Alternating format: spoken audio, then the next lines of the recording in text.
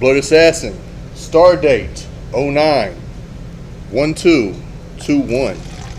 Now, if you're a sports fan, we've experienced a lot of treats since COVID hit. We've seen a lot of mixed martial artists transitioning to boxing.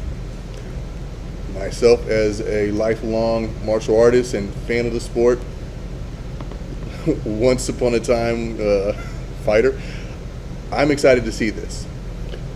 And last night we were all privy to watch a pay-per-view, if you chose to buy it, which headlined Evander Holyfield, the real deal Holyfield, fighting Vitor Belfort. Now, Evander Holyfield, without question, a legend of the sport. At one point in time, he defeated who many consider the baddest man on the planet.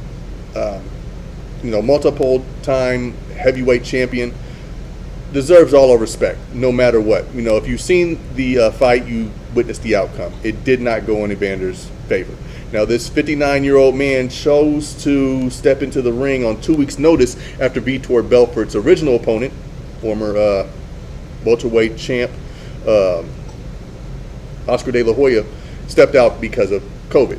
Vitor had been training for this fight for quite some time. So Evander, took it upon himself in 2 weeks' notice and took the fight. So props to him.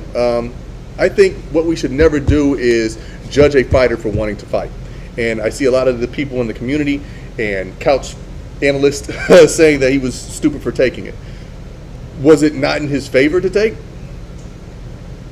Probably not. But we should not judge this man for wanting to do the one thing he's been exceptionally good at his entire life. Now, that being said, Vitor Belfort was a champion in his own right. He was the former light heavyweight champ of UFC. He even won a tournament back in the day. I mean, if you go look at his highlight reel, it gives the definition of a highlight reel.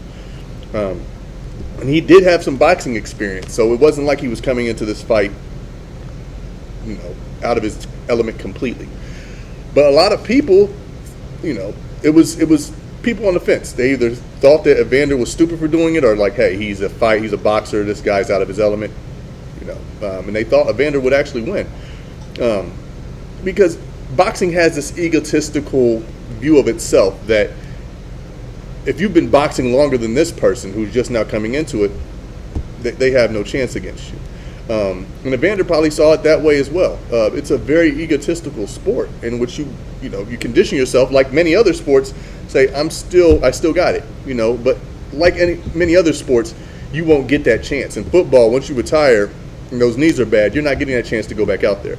In MMA, once you're shot, you're shot. These guys are, they're a lot more realistic with their views of themselves. Now, they'll think they could take anybody, but they're not going to go through that training camp, like a lot of boxers will do. Boxing has a history of guys coming out of retirement to fight, so this was nothing different. In fact, he did get knocked out relatively fast in the first round. I think he deserved, to let the fight. They deserved to have the fight go on. But it's the ref's job to, protect the fighter, and that's what I believe he was doing. Evander was, in all respects of the word, protected at that point in time. We're looking at a 59-year-old man who had just got dropped twice. Now, he's argued that he was pushed and the guy had fast hands, but he wasn't hurt. That's for you to judge. But hey, I don't think we should disrespect this man for wanting to do what he's always done, and having the balls to get up in there. You don't play boxing, and he didn't go out there to play. He had every intention of knocking out Vitor. I don't think he was really aware of what Vitor brought to the table, in that, taking a fight against him in 2 weeks wasn't really the smartest thing. But hey, that goes to show, we don't need to see the fight between Tyson and Evander.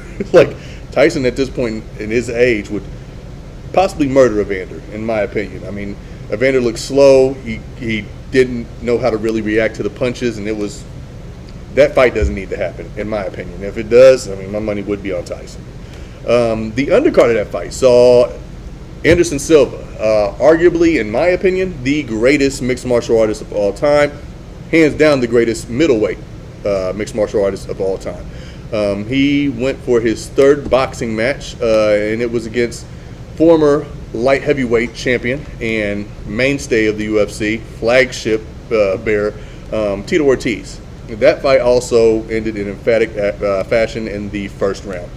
Silva just looked good, and what I like to see, and what I've been picking up, a lot of boxing analysts as well as people in the sport currently, current boxers, are giving Anderson his due respect and saying, hey, maybe this guy chose the wrong sport. He probably should have been boxing his whole life, because look what he's doing at 46. I mean, he's able to do this at 46, and you know that's an opinion. You know, who's to say? You know, I mean, whether or not he would have been as successful in boxing as he was in mixed martial arts. But I mean, given the chance, the guy probably would have looked just as well and just as good. But who's to say? They are saying that there may be a fight on the horizon against, you know, one of the Paul brothers for both Vitor and Anderson. I guess we'll wait and see. But hey, I mean, I'm excited. I love what, you know, the direction that combat sports are going in. I've always been a fan of it. Put on the fights for the fans. Don't let the the business of boxing ruin the sport of boxing like it has so long. Put on the fights. Put on the fights, and people want to watch them, they'll watch them. Which, yeah, I'm excited to see exactly what happens next with some of these guys who fought last night, and you know, a lot of these other people who are jumping into the boxing scene. Yeah, so we'll see. But if you made it this far in the video, I think you deserve to know that the like button said something very unsavory about your mother. So feel free to go ahead and give him a hit. Also, the subscribe button was right there next to him, and he was laughing, so I think it deserves a hit as well. Catch y'all next time.